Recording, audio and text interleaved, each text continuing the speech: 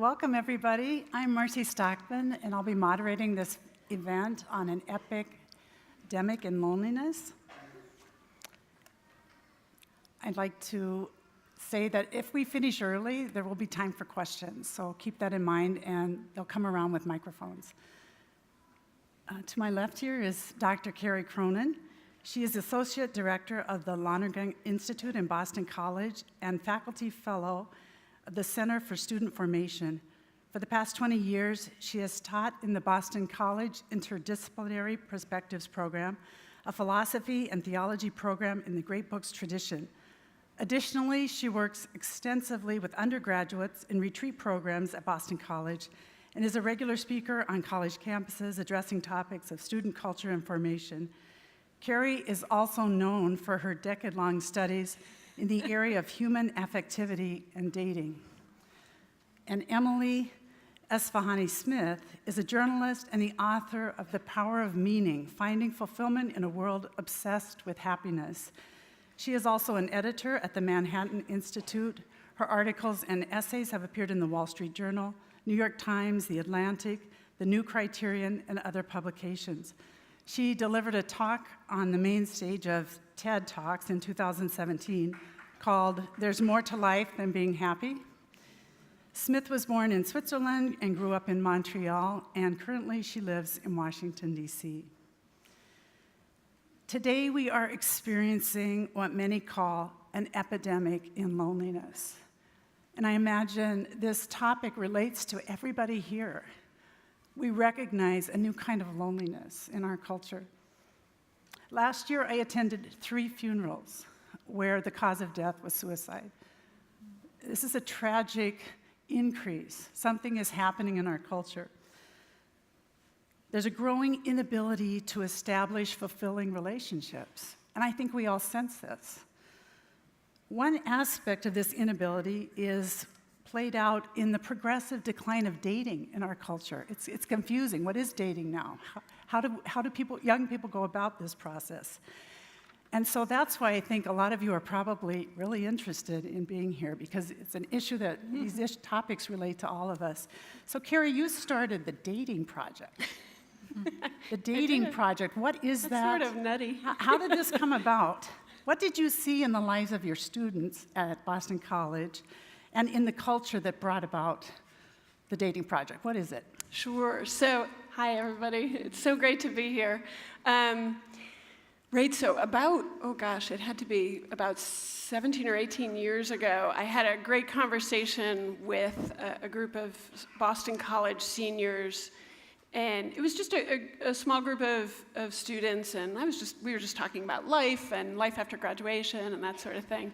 And I stumbled into the question of dating. I said, well, what are you going to do when you graduate? You know, you're going to break up with people you've been dating, or what's going to happen? And they all sort of looked at me like I was speaking Greek. And I don't know how to speak Greek. And I said, you know those people you're dating? And what these students said to me was, oh no, we don't date anymore. We don't know how to do that. That's crazy.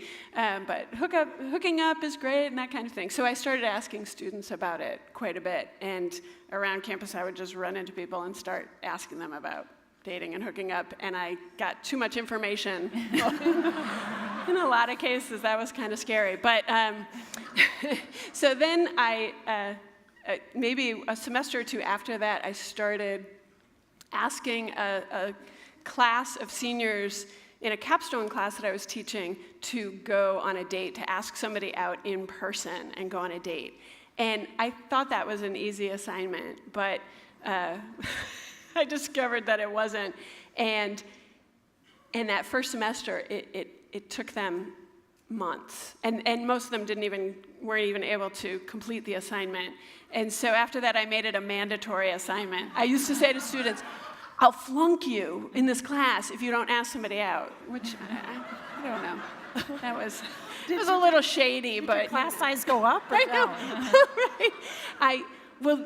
The first I announced it because I'm fair and didn't want to get fired. That I announced it during the drop ad period, and so a bunch of students immediately left the class. And but then other students came in and it filled up, and then it got to the point where I have students regularly. I just had a student say this to me the other day.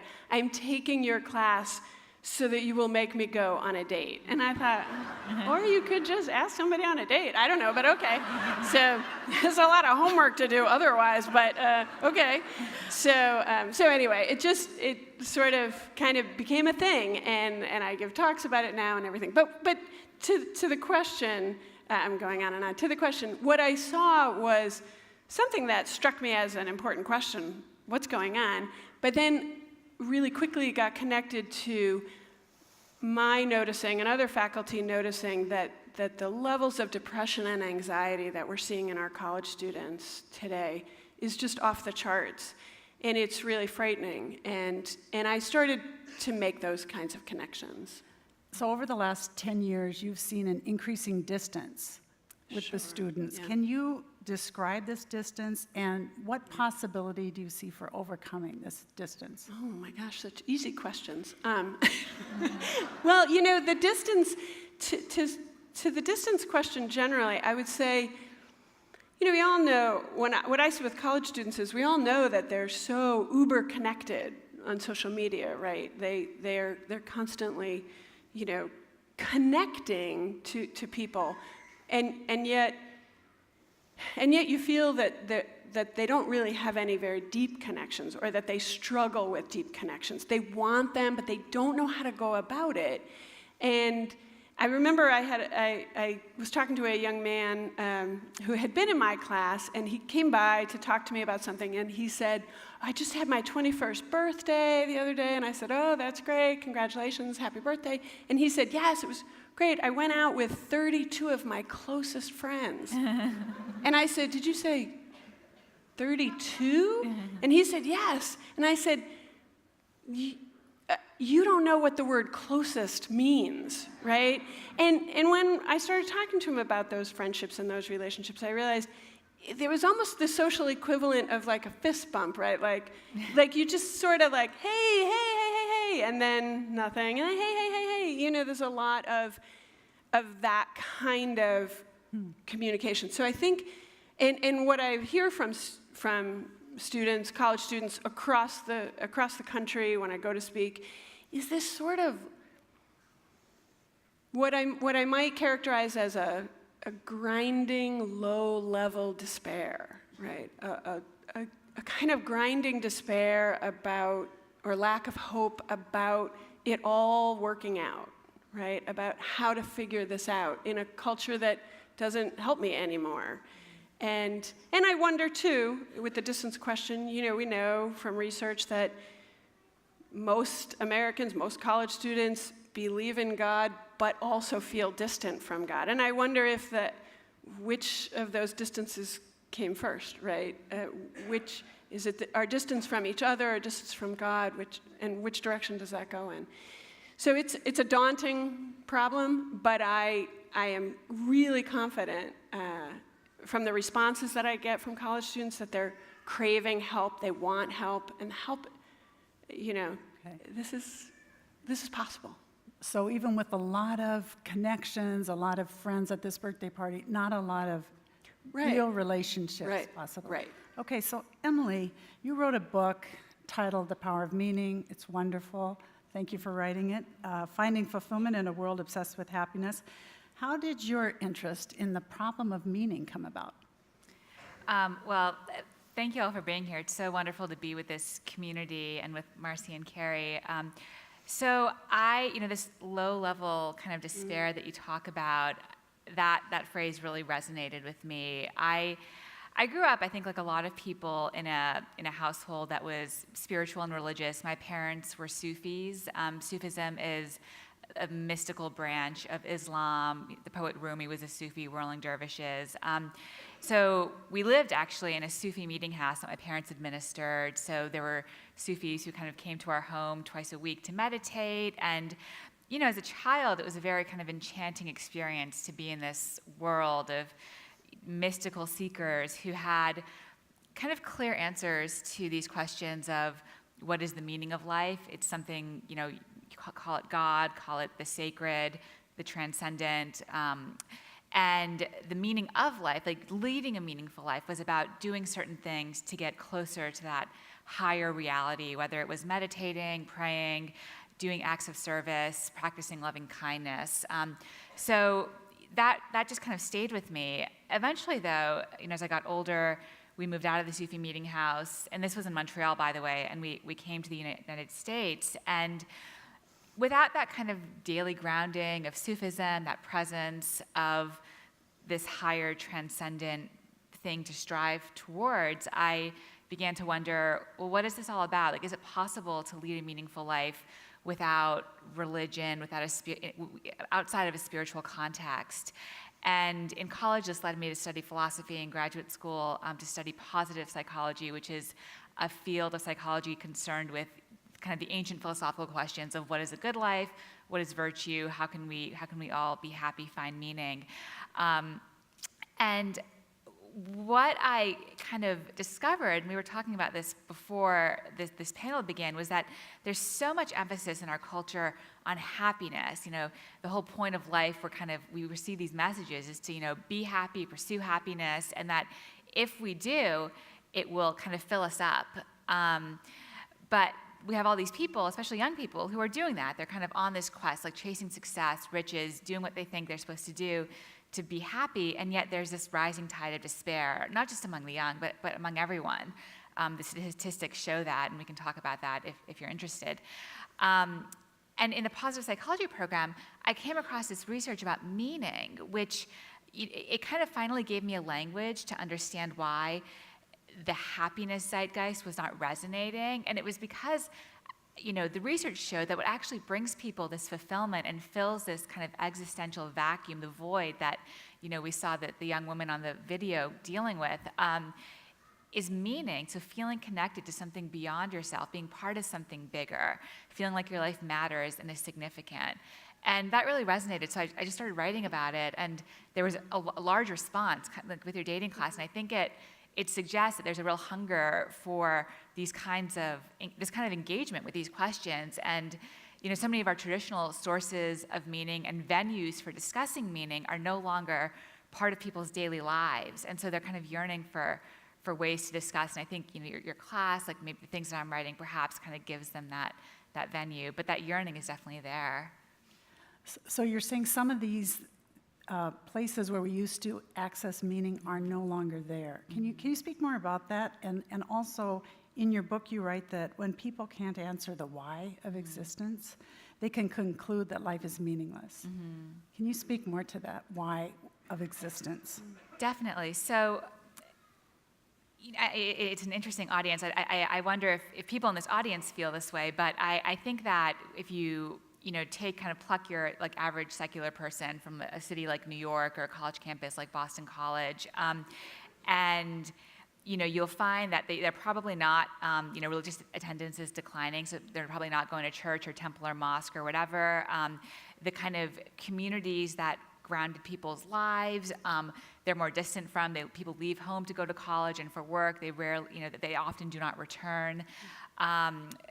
Sense of tradition, ritual, these things that for thousands of years kind of programmed meaning into our lives and organized our lives are just not really part of kind of the day-to-day experience of lived existence. And so that's kind of what I'm talking about when I say that these traditional forms of meaning are not there. The absence of community and religion and transcendence and ritual, that kind of have, people are forced to find meaning on their own, and that can be a very daunting challenge.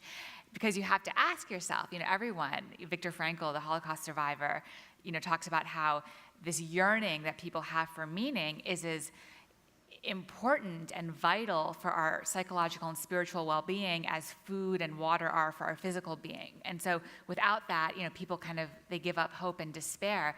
And without kind of those answers that were kind of given to us, at least to consider as a possibility, through religion, through community and tradition, we're left to find that why on our own. And there's a lot of research and also a lot of philosophy, psychology, people like Frankl, who have shown that when you have that why, Viktor Frankl, he wrote Man's Search for Meaning, a beautiful book about his experiences in the concentration camps. And the whole message of that book is that the people who were able to endure this horrendous form of suffering, even, he said, the ones who were more apt to survive in the general degradation of camp life were the ones who had a why, some reason to go on living. And you find this in the modern research on meaning as well, that people who have a sense of meaning in life actually live longer. They're more likely to use kind of preventative health services. They take better care of themselves. And it also seems to suggest that the reason is because when you have that why, you have a reason to kind of move into the future, and the future feels good. So you want to kind of preserve yourself for it. So meaning affects the way we behave. Yes. Our sense of meaning changes our behavior. Before expanding on what each of you have said, can you each speak about the root cause that you see for the epidemic of loneliness in our culture? What would you say is the root cause? Do you want to go? Gosh. I think that it's such a hard question, but in some of the kind of research that I did for my writing, there's just, over the last kind of 200 years, but I think it's probably even longer than that, there's been just a shift in values in Western culture towards individualism, away from community. There's a lot of really interesting studies that look at how language use has changed over time. And, if you look back 200 years ago, there was more use of the word we and community and us, and concepts associated with community like duty and responsibility and giving, and that in books and newspaper articles, more of these words appeared. Now you have more words like I, me, unique, creative, personal, things that kind of express this kind of focus on the self. And one of the studies that kind of really resonated with me that I came across talks about how that change in values overlapped with increasing urbanization and industrialization. And so I think there's this kind of sociological story about how as people move to the cities away from home, focus more on their own careers, that there was this kind of loss of the community spirit.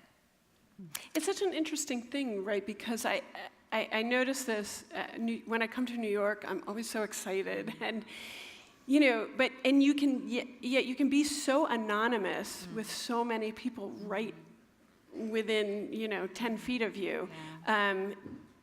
It's a really hard question about the root of loneliness. I mean, I think we all sort of know that many of us don't feel lonely when we're alone. So what's that? It's so much more an existential problem than a social problem in so many ways. And it's hard to get at that with young adults, especially because our fears about talking about loneliness are really palpable. And I often say to people, isn't it interesting that all the students I know who are trying to argue their way into bringing a comfort animal, they all want to bring dogs to campus. And when you see a dog or a baby on campus, you go crazy because you don't get to see dogs and babies on a college campus. Yeah.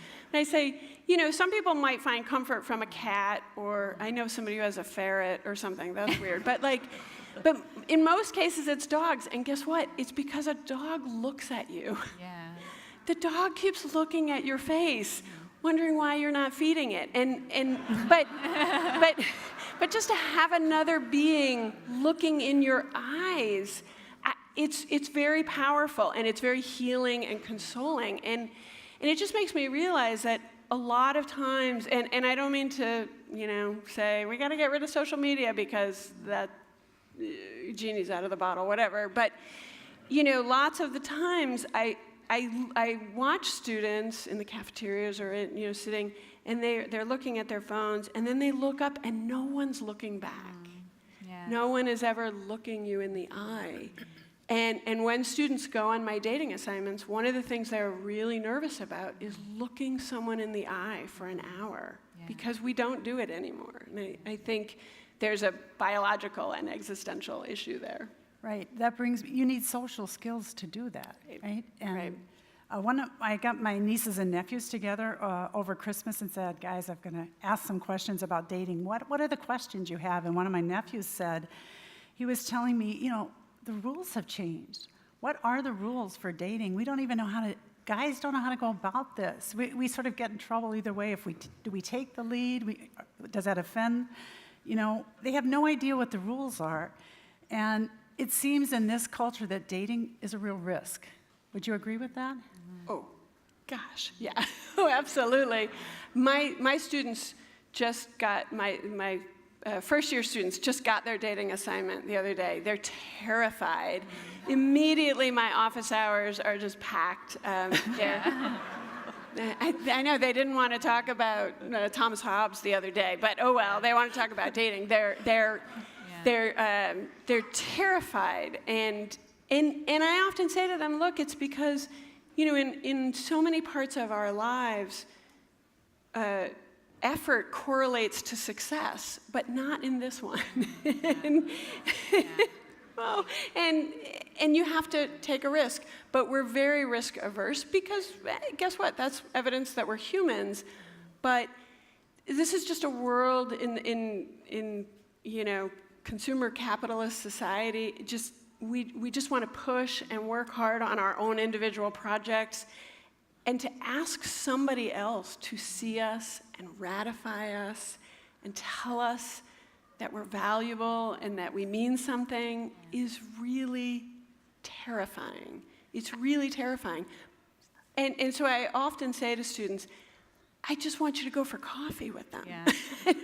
I don't want you to find a soulmate necessarily. I mean, that'd be great if you did, but could you just ask somebody out for a cup of coffee and say, I just want to get to know you. And most of the students, I have them come back and talk to each other about how hard that was to ask somebody out, what happened, what were the funny things that happened, and then they write up a reflection. Almost all of them say, I couldn't believe how much the person was asking me about myself. You know, and I think, why does that surprise you? That shouldn't be surprising. You're fascinating, you're interesting, and you're great to be around. But even having a few rules gives people permission to take the, it's easier to take the risk. Sure. And why would you say they should take the risk? Right. To the young people out there, why should they take this risk? Well, to pass the class. But, well, yeah, right.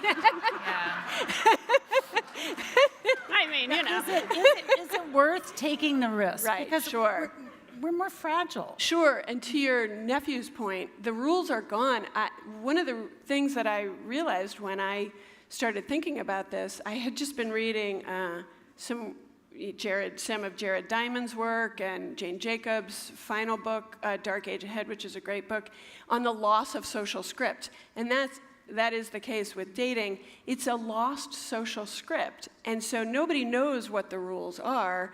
And so, you know, risk is fine if you know what the rules are, right? So when you go hiking or skiing or something and it gives you 1 diamond, 2 diamonds, 3 diamonds, you know what the risk is. And you sort of are anticipating, okay, I'm going to have to come up with this much of a skill set. This is, you know, am I ready for, you know, a green trail or a black diamond trail? You know, you got to know. And so because we don't know what dating is about anymore, you can't assess the risk going in. But so what I say is, no, this is just a level 1 date. This is reconnaissance work only. This is just finding out. This is information gathering. Then they say, okay, all right, maybe I could do this. So if you can kind of make it low stakes and give them rules, by the second semester I realized I had to give them actual, like, the directions, then they could do it. And they could blame me, you know, that's fine, this crazy lady's making me go on a date. You know, that's great. So yeah, to take the risk, as long as you know what it's gonna cost you personally, right? And cost you to not do it, too. Right. Emily, you wrote about the need we have to live beyond ourselves, to experience meaning, and that also takes risk. Can you speak to the risk involved in living a life of meaning? Well, I'm really resonating with what you're saying, Kerry, about, and this kind of goes back to living beyond, because, you know, in my book I write about how for most people the central source of meaning in their lives are the relationships and communities that give them a sense of belonging. So belonging is really important for a meaningful life. And And that's one way that we go beyond, right? It's these encounters that we have with other people or with communities. And the risk is that, you're emotionally exposed, you make yourself vulnerable to other people. And I think, I have a younger brother in college, and I remember that period of my own life well too. And you're taught from a young age, if especially if you go to a place like Boston College, you live in a city like New York, that you're given the script for how to be successful, how to achieve, all this stuff, but you're not given any script for how to love well, how to lead a meaningful life, all these things. And so when you kind of reach adulthood and you have to do it, you have to figure out if this is something you want to devote yourself to. There are no rules, and you have been so good at succeeding in all the endeavors of your life that you've never really kind of experienced maybe failure, and probably your parents haven't let you because they're managing your life or whatever. And so these are right. I mean, these are areas of your life where they might be the first times that you've really encountered failure and rejection, and that's unbearable for a lot of people. But I do want to say, especially for the young people in the audience, vulnerability, I wrote an article about this recently, and I'm so drawn to this topic because we're so afraid to kind of show who we really are to others, whether that's through asking them on a date. And it's really important to know that when you do that, people actually they love it. They're really drawn to it. And the research shows this, your anecdotal experience will show it. And I kind of experimented with that this past year where I had a difficult year. And I was vulnerable and shared with my friends and with mentors. And it really, I was amazed by the degree to which it brought me closer to a community that I thought was already there, but it kind of deepened those bonds of connection and created belonging and brought meaning to my life at a time where I really kind of felt unmoored. Wow. One college student told me that the loneliest place on campus, and Kerry, you kind of alluded to this, is the student center. And she said, we only have each other to look at, and so most of us look down. And so this brings us into this proposal, a need for a proposal to look at something together. It's easier to be with other students if we have something to look at together. And loneliness is not just overcome by being in the same place. So a common bond, a sense of belonging, the word belonging, can we talk about that a little bit? What would each of you say about this need to belong? So I think belonging is kind of the magic that makes relationships worth your while. We all have a lot of relationships, people that we kind of interact with, people at work, people in our own family.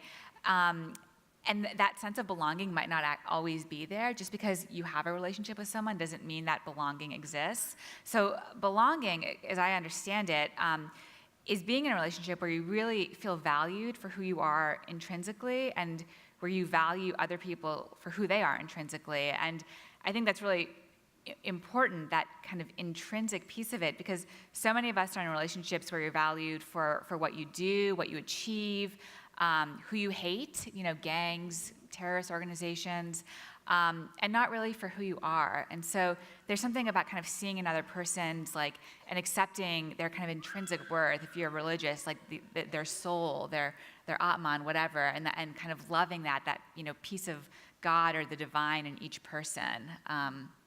And I think that's the core of belonging. And when there is that sense of belonging, there's increased meaning. Yes, exactly. No, exactly. I mean, and this is, there's so much research on this, and I'm sure just people's experience can speak to this as well, that when you feel a sense of belonging, there's something about knowing that you matter to others that makes you understand your own life as mattering. And I'll tell you about one psychology study that kind of showed this in a bit of a cruel way, but they had kind of all these college students come into the lab, and they basically told them, they had them mingle with one another, and they told some of them that there's going to be a second socializing experience, and by the way, like everybody wants to, all the people that you met want to talk to you again. And then they told the other half that actually none of the people that you met want to talk to you again. You were just that awful. But the people who were made to feel kind of rejected and ostracized not only rated their own lives as less meaningful, but they rated life in general as less meaningful. So there's this kind of really powerful connection between this kind of existential sense of meaning and feeling like you belong in the world and have value to others. But if you feel you don't belong, what steps can you take to increase a inner understanding of belonging and experience of belonging? The way, I said earlier that belonging isn't just a feature of a relationship, and this is one of the things I learned as I kind of researched my book and spoke to people. It's a choice that you make, and it's something that can exist in moments between people. And on dates, for example, where there's that alchemy that happens. And I tell a story that a friend of mine told me to kind of illustrate this. So my friend Jonathan, he actually lives, in New York City on the Upper West Side, and every morning he has this routine where he goes and he buys a newspaper from this street vendor on the corner near the subway. And, you can imagine it's New York, it's rush hour, it's busy, and these two people have every incentive to kind of rush through this transaction, this exchange of goods and money. But they both take a moment to kind of slow down, to talk to each other, to treat each other like human beings. And over the years, they've gotten to know one another and ask about one another's children, wish each other happy birthdays. And they leave that encounter kind of feeling elevated. Like, that was a meaningful connection, a moment of grace that lifts them up for the rest of the day. Well, one time, Jonathan went to go buy the newspaper, and he realized that he didn't have the right change. And the vendor said, "Don't worry about it. This time it's on me." But Jonathan felt uncomfortable with that, so he went to a store and he bought something he didn't need to make change. And when he came back and he gave the money to the vendor drew back. He was hurt. He had been trying to do something to kind of raise the stakes of intimacy and belonging in their friendship, but Jonathan had rejected that bid for affection. So I think about that story a lot in the sense of how easy it is to kind of build up that belonging, and also how easy it is to kind of knock it down in ways that, we probably all do all the time, like checking our phones on a date or at dinner with our husbands. But just, as easy as it is to kind of knock it down, it's also easy to build it up by seeking out and cultivating those moments of connection. And if you do something like what Jonathan did to repair that connection through an act of vulnerability. So the next time Jonathan saw the vendor, he brought him a cup of tea as kind of a way to apologize and restore their connection, and they continue to share that moment each day. So, it is kind of about kind of putting yourself out there a little bit, being a little vulnerable, and finding those connections in relationships that you have with close ones, but also with people more distant, maybe. But you're also saying that nothing is insignificant in these interactions, little interactions, and we can repair them and be intentional about greater belonging in our lives. No, exactly. I was speaking at a high school the other day, and the woman who was kind of driving me around is on faculty at the high school, and she was telling me how amazing it is to her that years later, students will come to her and say, "I just wanted to let you know it meant so much to me that day, fall semester, when you just asked me, how did my exam go?" Or, when you said, "Hey, you did a really good job in the play."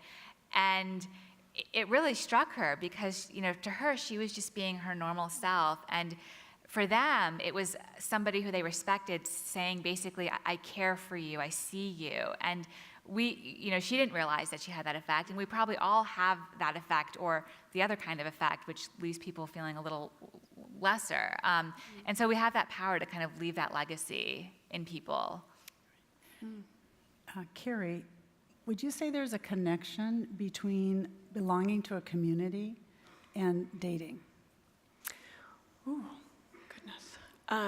Absolutely. Okay, let me hold that because I have something to add about the other question about belonging generally, because I was watching your TED Talk the other day, which is fantastic. You should watch your TED Talk. And I really loved what you said about belonging on the cheap, too, that that there's something really powerful about belonging in all of these different, at all of these different sort of levels and niches in our lives.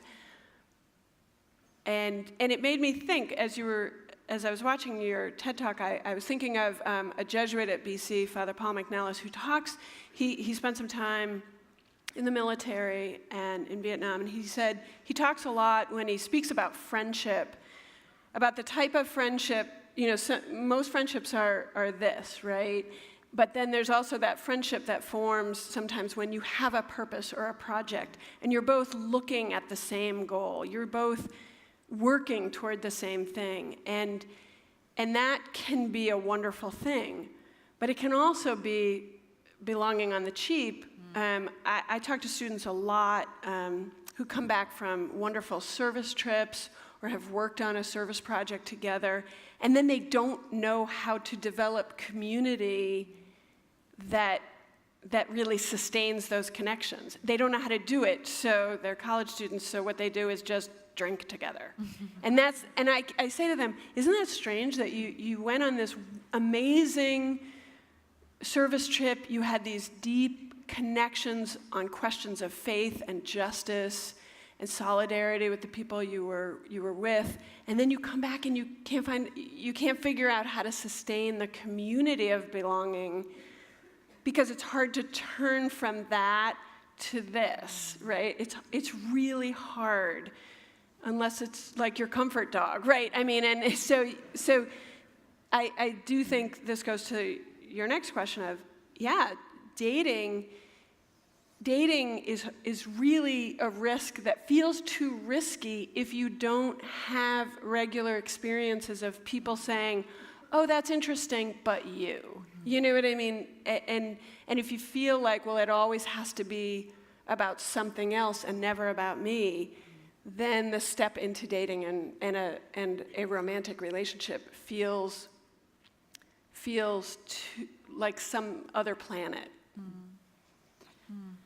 Okay, to both of you, taking into account the encounter's title, Something to Start From, what are your final thoughts about where we could start from to address the epic of loneliness and dating?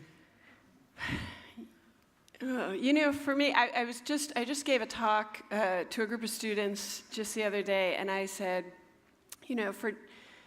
for making connections, for sort of lifting ourselves together up out of this sort of existential loneliness, I think we all need a lot of courage, right? I think one of the things that I have discovered in these years of giving my students dating assignments is that mostly what they're excited about after they've done this assignment is not that they have found somebody to marry or, I mean, that happened, but mostly it's not. But mostly what they experience is their own social courage, their own courage to sort of ask for what they really want and to ask themselves what they really desire and what they really fear. And I often say to them, it's small acts of courage that we need, right? It's small acts of social courage and paying attention when we miss the mark and trying to be courageous about making up for that, bringing the cup of tea. And courage, I often say to my students, remember what Aristotle says, he spends a lot of time in his ethics telling us what courage is not, because he says most people get it wrong. Courage is not recklessness, it's not running into a burning building. Courage is knowing what's worth fearing and what is worth pursuing, and habituating yourself to pursue what's really worth pursuing and to avoid what is really worth fearing and what's soul damaging, right? And so small acts of courage are the something that we can start with, I think.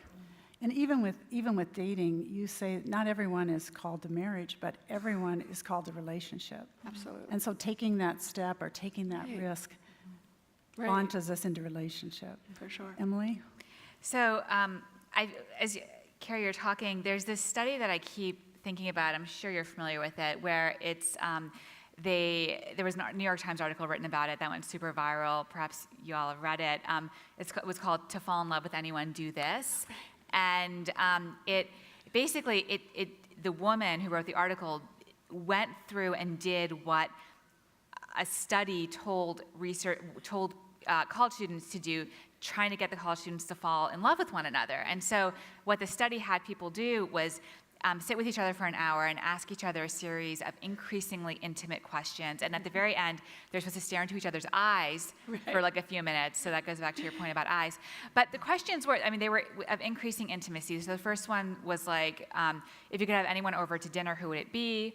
And it was in 3 sets. So that was from the first set. From the second set, it was questions like, tell me about a bad dream that you had, or what was your relationship like to your mother and your father. And from this final set, the most intimate, it was questions like, tell me something about you that nobody knows, and tell me something that you're struggling with right now. And I remember that these questions, and my husband and I kind of went through and did some of them together. And it really, I think what's so powerful about those questions is that they get you to cut right to what really matters. And have a conversation that's really deep and where you both feel safe to be vulnerable, because like it's in this study setting and you're being told that you're supposed to do it.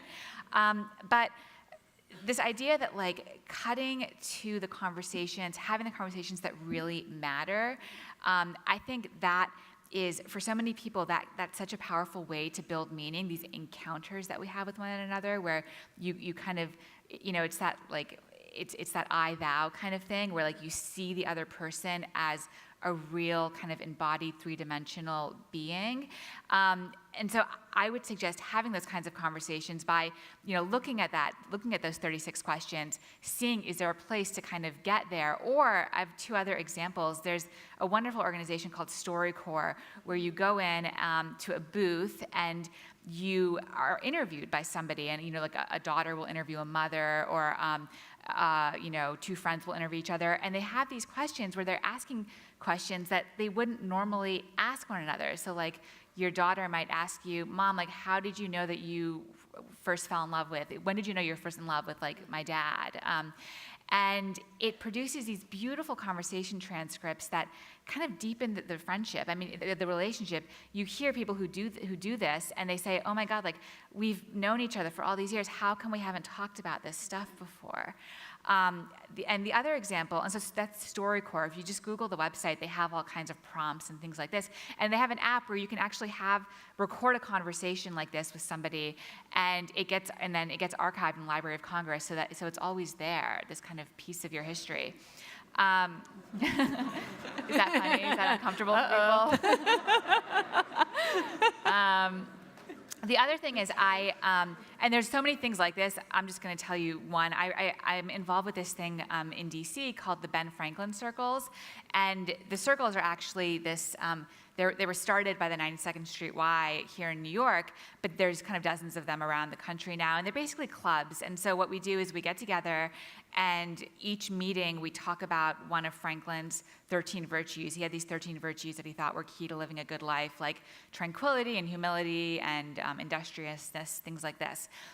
So the 92nd Street Y, just kind of randomly, I was working with them on something else, asked me to start this in DC.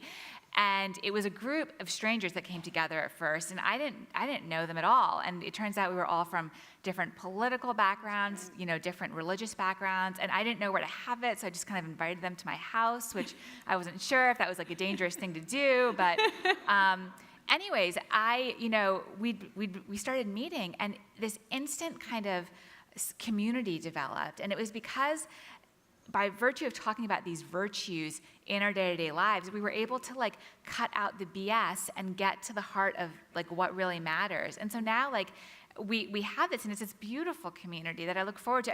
I kind of tried to let it die at one point because I was really busy, and people kept emailing me saying, "Hey, like when are we going to next meet?" And so it's just this wonderful thing where despite all of our differences, we can kind of come together and talk about these values that matter to us, and it's created this beautiful community. So, right, you have a clear proposal, and it decreases the risk. So for loneliness, we need, and to increase meaning, We need belonging, we need to risk, we need to be vulnerable, we need community. If we can open it up now for some questions. We have about 13 minutes.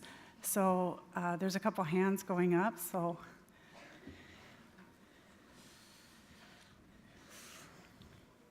Hi. For many of us, believing what is meaningful in our life informs how we date and the relationships we build and maintain.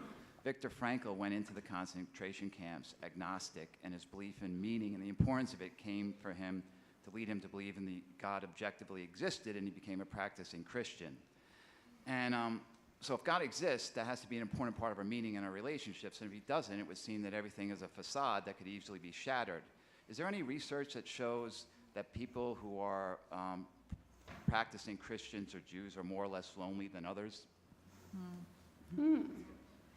I think, I can't point to like a specific study, but I do think that the general sense of it is that there are people who are religious, and I think specifically kind of actively religious, and not just, I'm Catholic, but I don't go to church.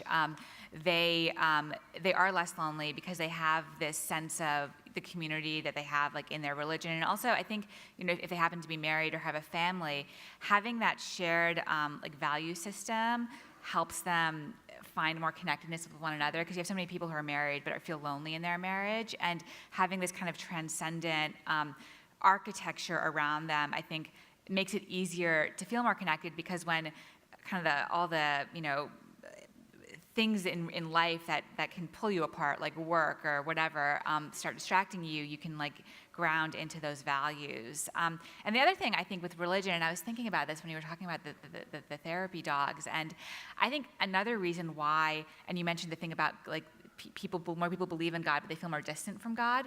I was kind of putting that together, and I think part of why why dogs are such a solution is because it's a form of unconditional love. And in religion, at least, I think in Christianity and Judaism and, Islam, there's this idea that like God loves you no matter what. And so you might have broken up, your parents might have died in a terrible accident, like you might have just left your job, and so all your communities are shattered, but there is still this feeling of like there's something in me that's still valuable and kind of eternally valuable, that I think is really reassuring and a balm against this kind of loneliness that would otherwise come. Hello. Hi, Emily. What brought this question to my mind is sort of watching you. You look for all the world about 22 years old, and you speak like a 75-year-old sage, which to me stimulated the question of age, and sort of on a individual, or I don't know, maybe the fancy words, ontological level. Do we see this reticence we have toward this kind of relating? Does that change with the individual over age? It's hard to believe, but I've actually been accused of, as I've gotten older, I'm 60, of being more direct than I grew up being. And secondly, that at the individual level, and then sort of ontologically, we have nursing homes full of, lonely elderly people. Is this another bulge in the population, like the baby boomer, where we're setting ourselves up for, an even worse collection of lonely people, or elderly people in the future?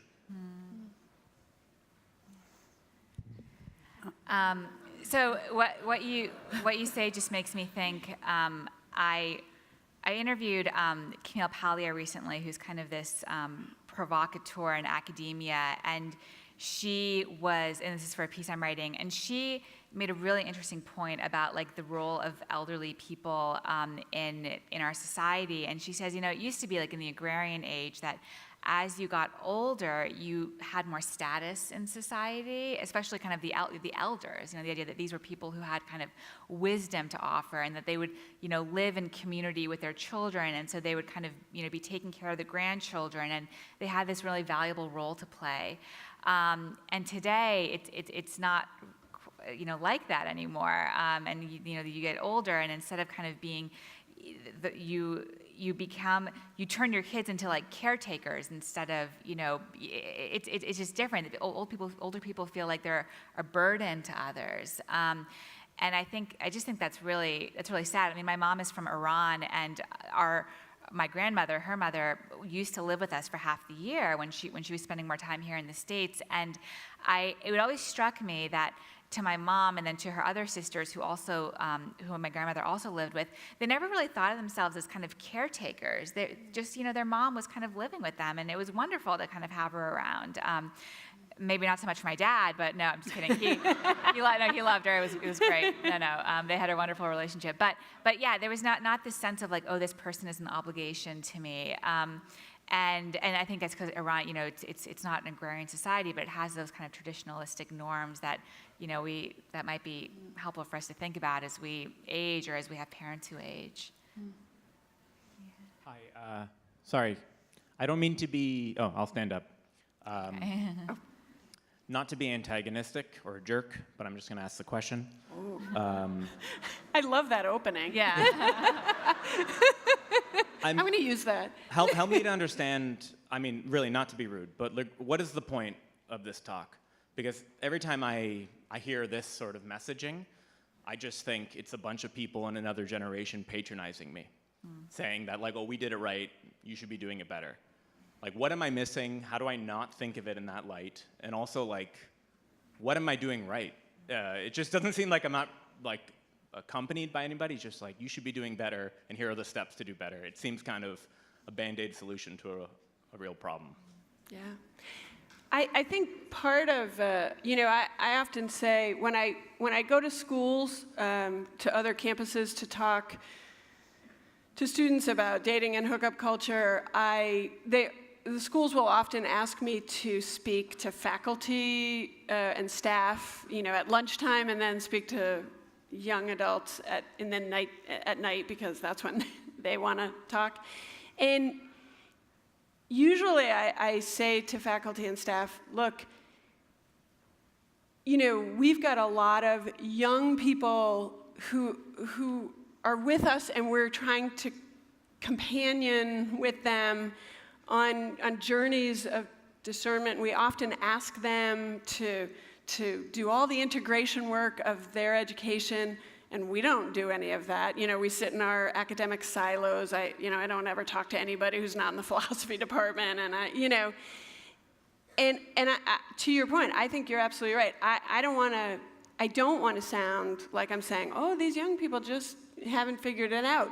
It is that culturally we've lost a lot of the modes of belonging, the modes of community, and the scripts that made it easier to work your way through loneliness and work it out and have loneliness be sometimes a facet of your life rather than tipping into really significant depression and anxiety. So I think as a culture, this is a cultural project. I definitely don't see this as a project that, wow, young people did it wrong and they just need to figure out how to get out of that. I think it's a conversation that we all need to have, young and old. I mean, going to the last question, we're all sort of in this together and trying to figure it out. As to the point about Band-Aids, I think, I think of what Pope Francis says, well, first you have to tend to the wounds, and then, it's a battlefield. People are wounded, and sometimes Band-Aids are needed. But you're right, there's this larger systemic, really complex set of conditions that are leaving a lot of us feeling isolated and alone and existentially fraught and existentially fragile, and in a world of so much connectivity that we feel not seen, and that isn't. I apologize if any of us sounded like, we think that's a problem for young people that they created, and I always say, look, my college students did not create this problem. They just are sort of trying to find a way through it. And my job, and I'm at a Jesuit university, and this is Ignatius's charism, right, to companion with people through that. And so I hope that I apologize if we did sound that way, because I think this is a problem for us all. So this is the beginning of that conversation. Go ahead, Sam. Yeah.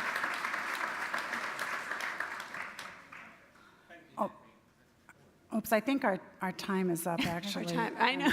Oh my So gosh. just thank you so much for coming. This is the beginning of a conversation.